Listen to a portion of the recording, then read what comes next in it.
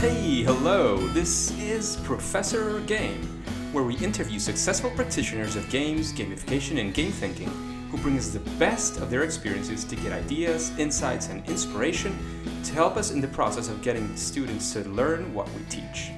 And I'm Rob Alvarez.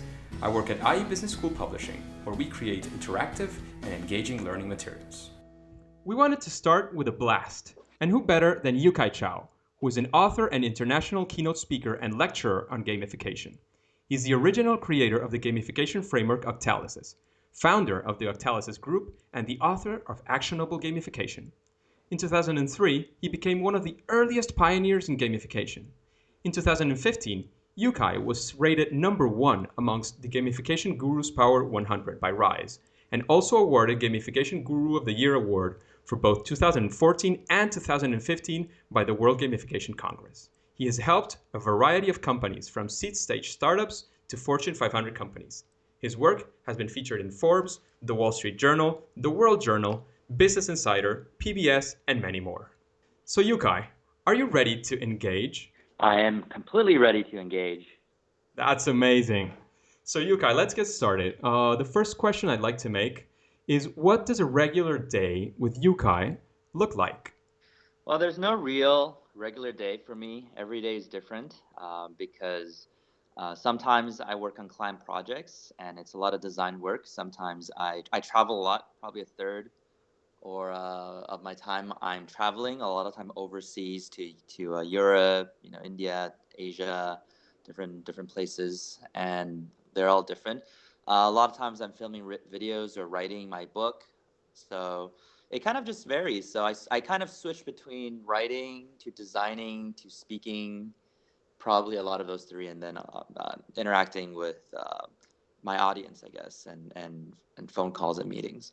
Well, it sounds very exciting. Having a variety of activities in different days sounds like a very good thing to have, to have variety and to keep your engagement with whatever you're doing, isn't it? Yeah, and it's nice because the projects are varied all over the place. So some of them are in the financial industry, some of them in healthcare, some of them are e-commerce, and then some of them are HR related, some of them marketing. So it's just I'm always learning new fields and new industries, but always just applying that same set of behavioral design and gamification to those fields.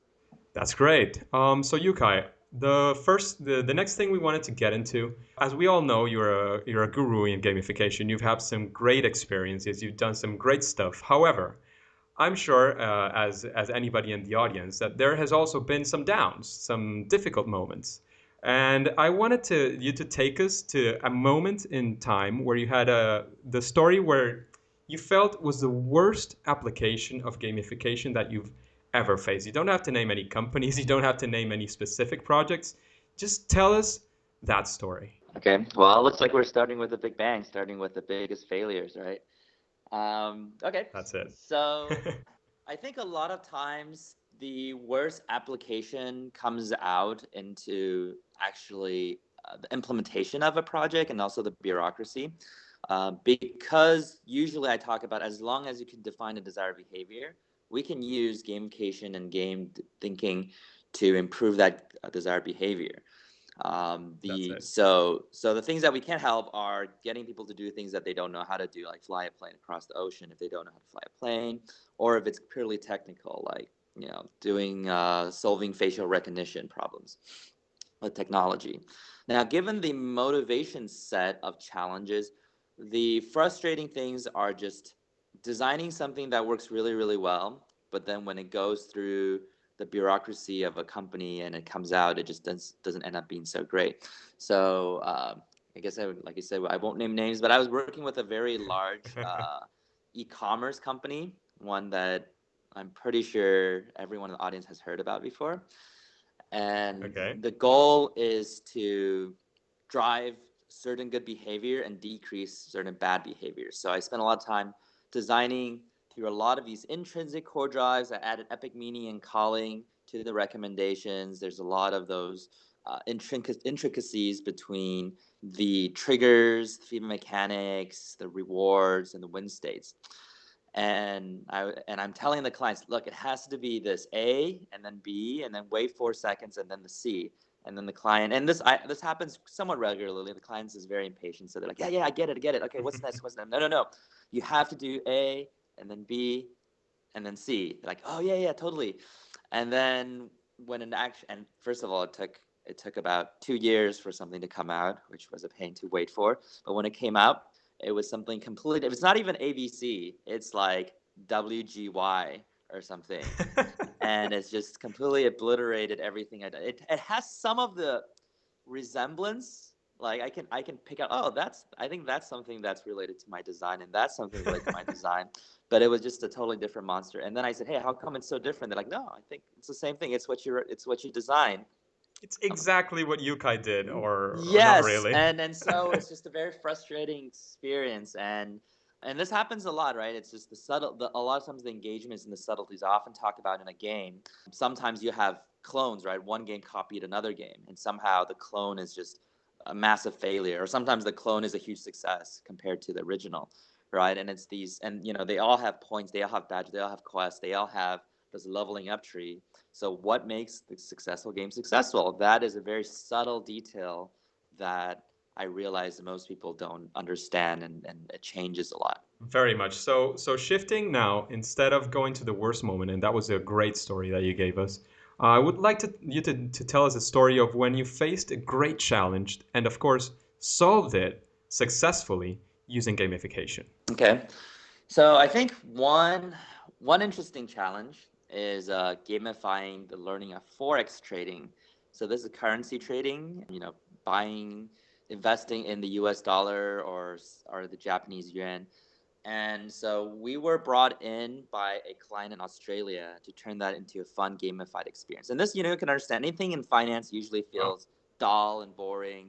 And even if people are investing money, they usually are more comfortable with stock investment, right? Companies. The forex trading seems intimidating. That you can use 100 times the leverage to trade. So what we end up doing with them is we created a game called Trade Samurai, which is basically you are going through the samurai journey of trying to battle the evil forces of greed and fear, and Wow. learning the 5 books: the Book of Earth, which is the fundamentals; the Book of Water, the technicals; the Wind, Fire, and Enlightenment. And then you have a character. You unlock different gear as you go. Uh, there's there's one example where you're playing a game that's um, kind of like what is that game called again? The Flappy Birds, kind of like Flappy Birds, but Okay. you're riding a blind dragon in a cave, and you have to look at the chart data to tell it, hey, you should go up right now, you should go down, based on the chart data.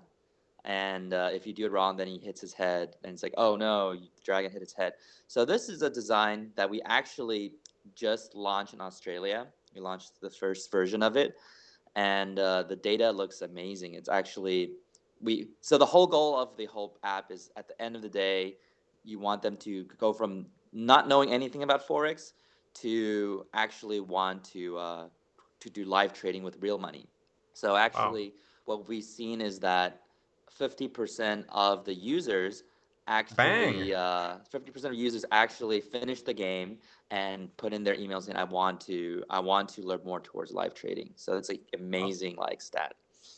50% sounds Yeah, huge. 50% of downloads, not even 50% of people who play it. Downloads converts to people giving us emails at the end of the game. So storytelling, I can tell from what you were telling us, storytelling is like a very central element of the gamification you were explaining, right? Yes, and more importantly, it's at epic meaning and calling. So storytelling is useful because it allows you to bring out these core drives like epic meaning and calling or social influence. But just because you have storytelling doesn't mean it's necessarily engaging. It depends on whether the story brings out the right emotions. That's it. And that's what you bring from the Octalysis analysis, right? Yep. That's great. So we wanted to go to shift to the next question. Of course, the Octalysis framework is the pretty straightforward answer, and I'm sure. I mean, I've heard you talk about it many times, and I know it's a very complex one. But I'm gonna challenge you here to give us an explanation of what process do you follow to applying gamification to a situation, which of course I guess will be Octalysis, but I'm going to challenge you to do it in just less than 5 minutes. Okay? Sure. So the Okay. Octalysis framework is a framework I created, and is based on a study of, like what I said earlier, what exactly makes a game fun and exciting. And so it breaks down all motivation into the 8 core drives. So everything you do is based on one or more of these 8 core drives, which means that if there's none of these 8 core drives, there's zero motivation, no behavior happens. And then out of those 8 core drives, there's different natures of those core drives. So there's what we call the white hat core drives that make people feel powerful, in control, they feel good, but there's no sense of urgency. So, we talked about epic meaning and calling, core drive 1, that's a white hat core drive. And those are good for things like building long-term relationships, a loyal community, employees who want to stay for the long run, things like that. Then you have the black hat core drives that drive urgency, obsession, even addiction. But then long run, it may leave a bad taste in your mouth because you feel like you're not in control of your behavior. So those are good. So Mhm. white and black, does it refer to good and bad or not exactly? Not exactly. White hat just means that you enjoy, you feel good about it, you feel like you're in control. Black hat just means you don't feel like you're in control, but you still might enjoy it. It's just you're not in control of your own behavior. Great. Yeah. So a lot of times gambling, addiction, or people like to watch Game of Thrones, right? That's core Yeah. drive 7, which means it's black hat and intrinsic. So people enjoy it, but sometimes they feel like they can't control themselves. They have to watch one episode after another, after another, after another.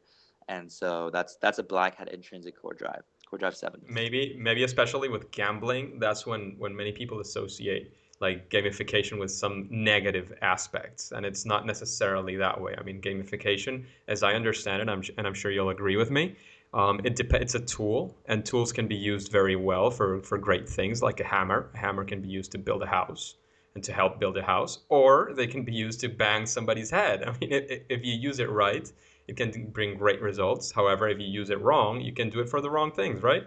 Yeah, for sure. So it's just understanding the nature of how our brains work, and then understanding that some make us feel good and some make us feel compelled but less good. So, but a lot of times, for instance, people use the black hat to get people to do the white hat things. For instance, that's why people pay a gym trainer to call them a loser, right? When you get called a loser and tell you to do more push-ups, you feel bad, you're not happy, but it compels you to do it.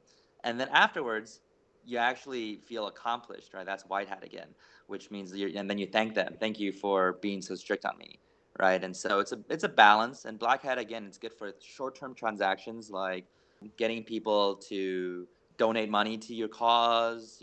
The closing sales, fundraising, things like that. Getting people to register. These are high friction, one-time actions, and black hat is great at that. Whereas white hat is more for long term, and of course you want to interchange between them. And then we have what we call the left brain versus right brain core drives. And the Okay. left brain core drives aren't geographically located on the left side of your brain, but it symbolically means the logical brain. And it deals with what we call extrinsic motivation. So things we do for a reward, a purpose, or a goal, but we don't necessarily enjoy the activity itself. So once we obtain the reward, we get our badges, we hit our milestones, or we just get used to the reward, we stop doing that activity. And then there's the right brain core drives that deal with intrinsic motivation. So things that, these are things that we just enjoy doing so much that we would even pay money just to experience it. And so that's the dynamic. And a lot of times the left people design for extrinsic motivation because it's easier to put a reward on activity you want to see. But sometimes it kills the intrinsic joy of that activity. It's called the over-justification effect. So that's the Octalysis framework. From the basic level, as a consultant, there are actually multiple steps. The first step is to do the strategy dashboard, defining different things like business metrics, users, win state, triggers, field mechanic, things like that. Then it's the brainstorming session, which is we use the 8 core drives to come with lots of ideas, usually between 60 to 100. And then there's something called the PE feature list. Wow, 60 to 100. That Yeah. sounds like huge, right? Yeah, that's usually the process. For our clients, when we go through brainstorming, usually on average, so it's between the 60 to 100 run. And usually a lot of ideas come out, right? Because we're thinking about the 4 phases: discovery, onboarding, scaffold, endgame, and the 8 core drives in each of one of these phases. So that's 32 elements we're already considering, and each element can come up with multiple ideas. So usually a lot of ideas come out of that. Then we have the P And feature to, list. to, Mhm. to arrive, sorry to interrupt you again, but to arrive to these 60 to 100 ideas, how long do you normally like take? Are you asking about me or most people? Yeah, in your experience, of course. Okay, so for me, I think usually if I dedicate like my full time to it, probably a day or two. But usually for a normal Octalysis consultant, maybe a week or two. But that's quick. I mean, for that amount of ideas, are those ideas that are already like filtered or just like brainstorming type These of ideas? these all these ideas are basically utilizing those 8 core drives to drive the desired actions that were defined in the strategy dashboard before this step. So they're all Okay, based on the core drives, behavioral science, and whatnot. Now, it doesn't mean we're gonna do all of them, right? So they're not filtered.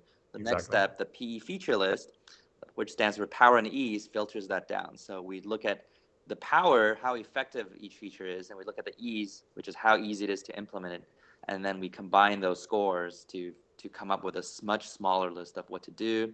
Then we have a battle plan spreadsheet that we have to create, which is the reward schedule, the balance economy, the activity loop, leveling up, if there is stuff like that. So it's every mathematical detail is figured out. And then finally, the last part of our work in that process is the concept wireframe. So we turn all these ideas, concepts, mathematical formulas into wireframes that the users interact with, because that's the only thing they see, right? So we define these wireframes, Like create this. the end result. Yeah, the storyboard. We don't make things pretty, but we make things engaging. So we give that set to the clients to make turn into a graphically more stunning experiences. So that's our process. Wow, that's amazing. We didn't make it to the 5 minute mark, but it was very engaging, so I'm just gonna let it pass. So moving on to the second part. In this part, we were focused mainly on stories and how do you do things, like very maybe longer answers. The second part of this interview, I want to focus on something a bit quicker. So these kind of questions are maybe answered in sentences. Sometimes you'll find something that you want to expand a bit upon, and that's great. But you'll find that these questions are a lot quicker. All right. Okay. So the first one is name one best practice in gamification. Use Octalysis. I saw that one coming. Where can we find out about Octalysis? I'll uh, put these in the show notes anyway. But if you go to octalysis.com or you just Google gamification framework, it should be the first result. great. The next one, what is your favorite game? It doesn't have to be a video game. It can be a board game. It can even be a sport. But what's your favorite game? Um, I think I spent the longest time playing chess. I was a chess coach, actually. I like chess. StarCraft was probably the best computer game at its time. StarCraft 1. Nowadays, I play Heroes of the Storm. Wow. So you never stop playing. That's a good mojo. Sure.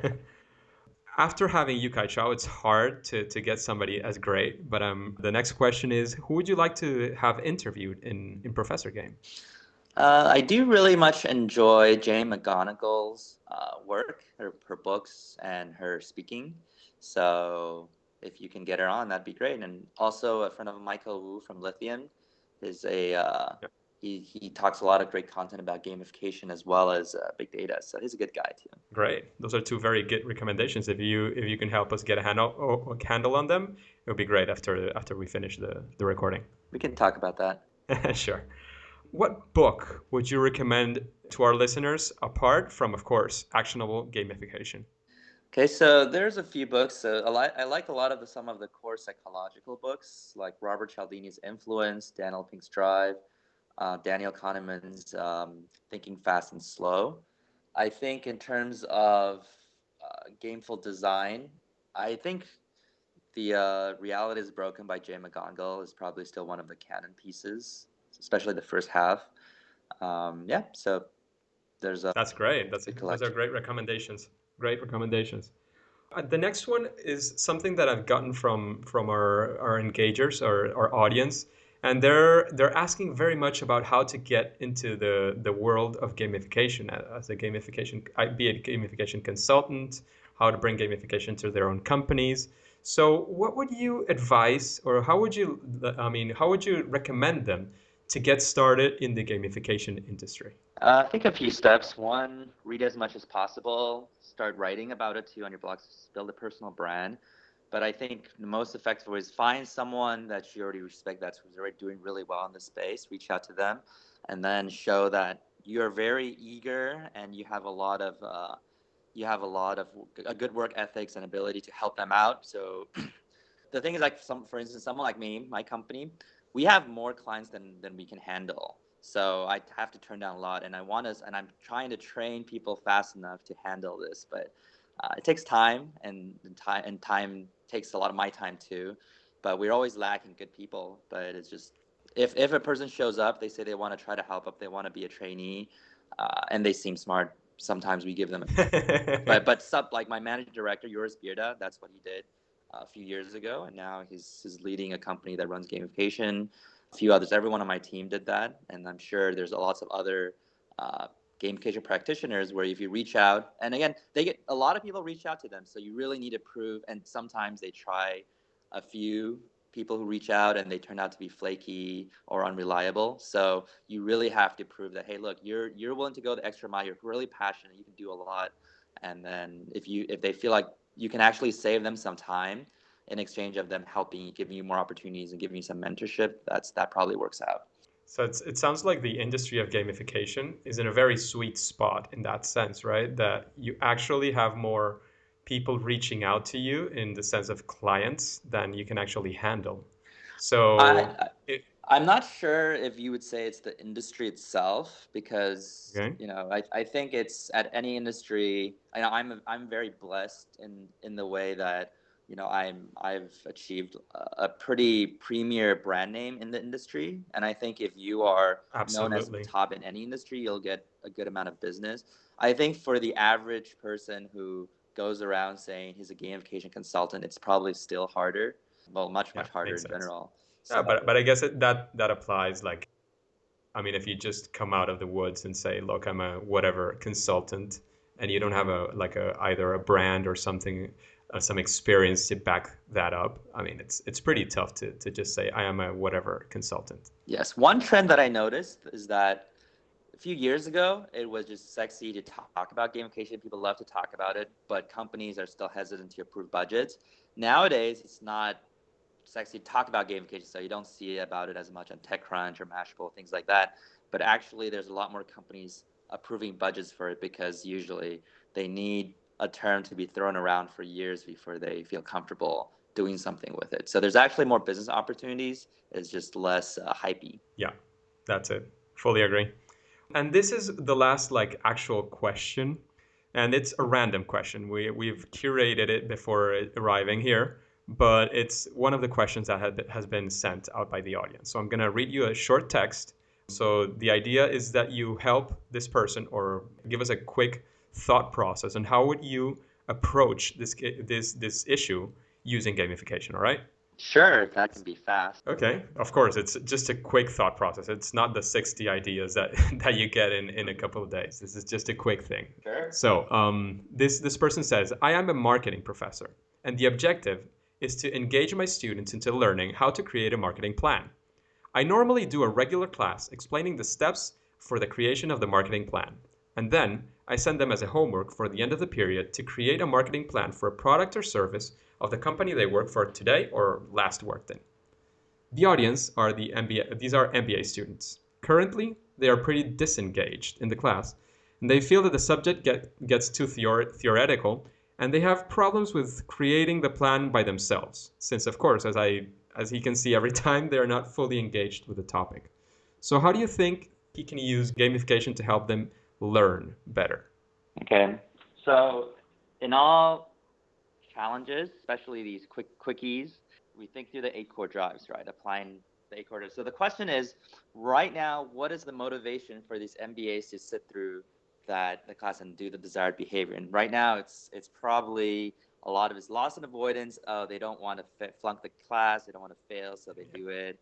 Maybe some development accomplishment. If they do well, they can actually get a good grade and advance. But the key question is, how can we add the other core drives to experience? Epic, meaning, and calling, right? Sometimes we just talked about, hey, it's a little theoretical. I don't know if it's actually useful. So what if the class engages with an actual nonprofit entity and they have a marketing challenge? So you're saying, hey, look, World Vision has this issue, and so we're going to have a competition where you guys can design a good marketing campaign for World Vision, and whichever one they pick, will actually go into the world and help people in third world countries. Right now, there's a lot of epic media and calling. There's a little bit of that social influence, that competition dynamic that makes it a little more fun. And obviously, if you want to win and you can see impact, you see why this is helpful. And of course, this immediately becomes something useful to share. It's like, hey, this project becomes something really great in your resume, right? It's something that, because a lot of people are taking their MBAs to buff up their resumes anyway. But instead of just saying I got an A, it's saying, hey, look, I did this case study, or I did this campaign for this entity. It's almost like an internship. You want to give them a lot of Core Drive 3 empowerment of creativity and feedback. So a lot of times the issue is that people will come with a lot of creative ideas, but there's no feedback, or they submit something and all they get is a B or a C or whatnot. But you want the class to be able to present their creative ideas, creativity, and then have immediate feedback. So maybe have the class comment on each other's creative ideas and modify it. Maybe you start off with every individual. Peer review or something like that, right? Yeah. So maybe it's even a good idea to have at the beginning, each individual comes up with their own ideas. And then after, 3 days a week, then they form into the group of 6. And out of the 6, there can only be one idea that comes out of it. So everyone has to throw around their original single individual ideas, but eventually make each other's better and combine into one best idea. And then again, the whole classroom discusses that, and maybe that gets combined into the one final campaign that will be used by this nonprofit. So that's something that could be useful. A lot of times, and it doesn't even sound expensive to implement. Oh yeah, a lot of times it's just like games, right? Games could be World of Warcraft, which is really expensive to make, or hide and seek, which really just has no technology. It's just for free, people keeping score, right? But you can have fun with both. That's a big fear sometimes, especially in the educational area, that people feel that, but if I do that, I'll have to spend money on designers and programmers and etc. And it as your example greatly exemplifies, sometimes it just takes a bit of effort and absolutely no money. Yeah. And sometimes it's a board game, sometimes flashcards. It's really about the game design as opposed to the actual technology. And this is why I say, some games are visually stunning, but it's a huge failure. And some games are kind of ugly, like Minecraft or even RuneScape, and people are addicted to it. So it's about how these core drives play into our psychology as opposed to how technological advanced they are. Well, thank you very much, Yukai Chou, for coming to the show and engaging with our engagers, which is the name we give to our audience. The final piece of time that we want from you is, how can our audience, the engagers, engage with you? Any final advice you would like to give them, and then we'll say game over.